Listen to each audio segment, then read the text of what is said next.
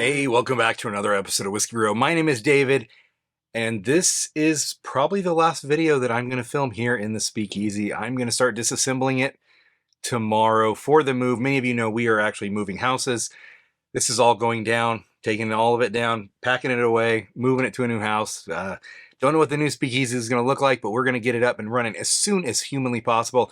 In the meantime, you may be seeing some videos from me, different spots, out on the porch, in the backyard. I don't know. We'll figure out places to film until the Speakeasy gets rebuilt. So thank you for your patience with all of that. But a sad video for the last one you'll ever see here, but also an exciting one because we're very excited about the move, excited about the new house, and I'm excited to see how the Speakeasy turns out because I actually don't really know how it's going to work. Anyway, today's video, we're talking about 5 of the best cask strength whiskeys that I've had so far this year. And what prompted the idea for this video, just a little bit of story time here, is we just recently got back from a trip. We went to Kentucky, and in that trip we did a barrel pick at Knob Creek. We were with Neil from Broughton Street Liquors down in Savannah. You follow the channel, we talk about Neil and his store all the time. We're great friends with Neil. He was kind enough to invite us on that. We ended up doing a pick for the channel. So we actually have a Knob Creek pick coming out in the next couple of months. So stay tuned for that. It's very off profile for Knob Creek and it's absolutely fantastic. Very, very interesting pick. Anyway, but while we were there, we got to taste a cask strength Knob Creek rye. It was 140 some odd proof. It was hazmat from the barrel during the pick, and normally Knob Creek they proof theirs down to one. I think the rye picks get proofed down to 115. So nobody's gonna ever get to taste that thing again. It was one of the most delicious rye whiskeys I've ever had in my entire life. And that's saying a lot. I've had some really, really good whiskeys. I've been very fortunate and blessed as part of this whole journey that I've been on to taste some delicious, delicious rye whiskeys, even high proof cask strength ones. But that Knob Creek was phenomenal, and I wish somehow I could have smuggled a sample out and been able to like do a proper review of it. But anyway, but it made me think: what are some of the best high proof cask strength whiskeys that I've had this year? Well, this is this list. So first up tonight. One bottle that I've really, really enjoyed, just got a hold of it actually, but it's very, very good, from 13th Colony. This is 13th Colony cask strength that came out this year. So this thing is coming right in at 120.54 proof, I believe is the proof. The print's so small, I'm too old, I can't read that thing. But yeah, it's right around 120 proof. And it is all of the goodness of the standard $45 13th Colony Southern Bourbon whiskey. And punched up a notch. The caramel nose really, really comes through on this. You still get some of those nice stone fruits that you normally get on the 95 proof version, but it's so much denser, darker caramel, like a lot stronger caramel. Just beautiful. This is all about the caramel. It comes forward very, very strong, nice, sweet. There is a little bit of a proof kick to it. Lots of caramel, lots of vanilla cream. Lots of that, really, the stone fruit thing, like you get on the 95 proof or the regular proof one. All of that's carried forward, but with this, you get obviously the higher proof, and you get a very, very nice kind of a little bit of a musty barrel, like a nice musty barrel. It's not an off-putting thing at all. It's something that's actually very, very beautiful on a well-done whiskey. One of the next top cask strength whiskeys that I've had this year is a single barrel pick from Old Kirk.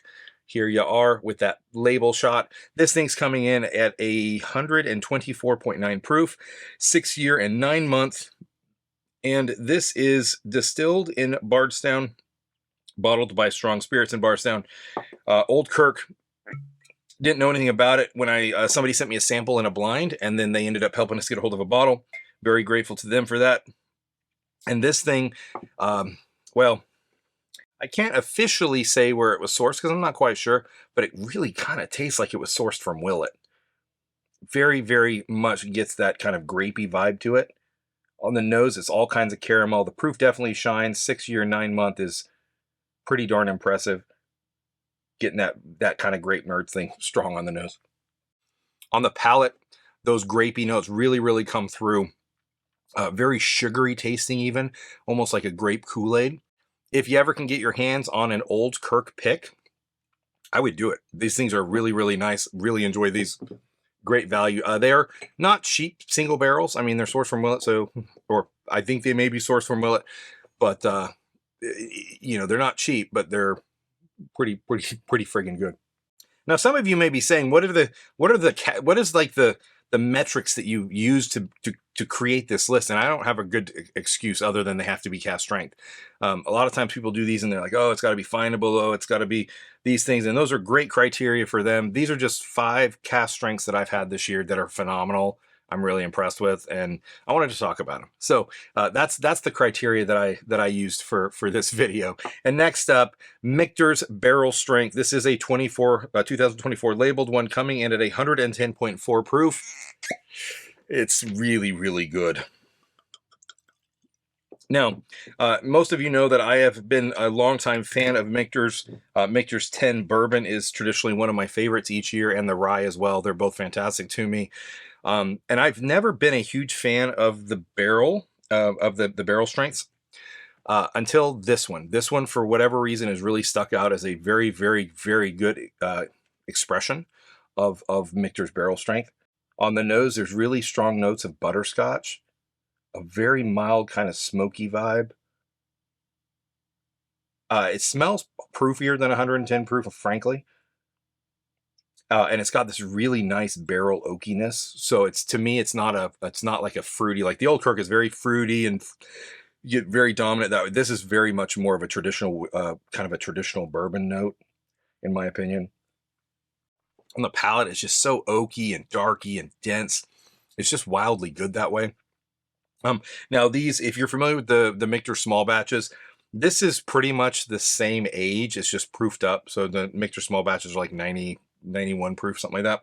These are obviously 110 proof. The reason these are such a low cask strength is because the barrel entry proof at Michter's is much lower than industry standard. Most places do a barrel entry at 125. Michter's does it way lower than that.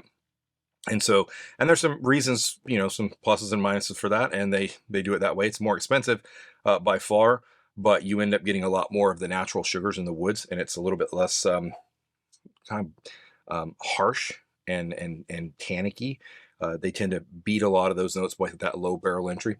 The overall like mouth feel and the flavors you get are frankly fantastic for the retail price of this bottle. And I know retail on these is hard to find. We ended up picking up these at the distillery. Here we have a Woodford Reserve batch proof from 2024, coming in at 121.2 proof. This really does give me like the traditional Brown-Forman, the rich, gooey, chocolate brownie, dense thing you get kind of on the underlying note. But on top of that, you get this little bit of like a dark, like chocolate cherry. The proof comes through, a little singeing on the nostrils. But overall, a little bit of a musty barrel though, but overall it's just very pleasant on the nose.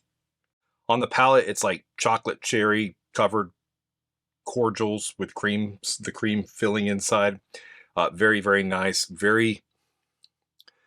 really nice texture and mouthfeel on this one. If you have been sleeping on the Woodford batch proofs, I would recommend this year's as one to try. They are, of the selections on the table, it is one of the most expensive ones tonight. However, I think it's worth it if you're willing to spend, money on, more expensive bottles. This is one that I think you should really consider. The last bottle tonight we just picked up on our trip to Kentucky, and that is a Rare Perfection 8-year. This is a blue label 8-year age-stated Kentucky bourbon, coming in at 129.2 proof. For those of you that are unaware, Rare Perfection is put out by Preservation Distillery, and this thing is phenomenally good. It is absolutely delicious. And it has a good cork pop. Now, this is a gift shop exclusive.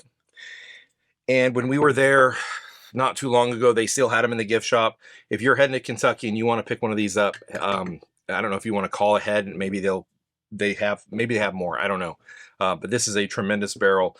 On the nose is like butterscotch, dry oak, caramel, almost like the, those like wafers, the chocolate wafers with the little cream in it.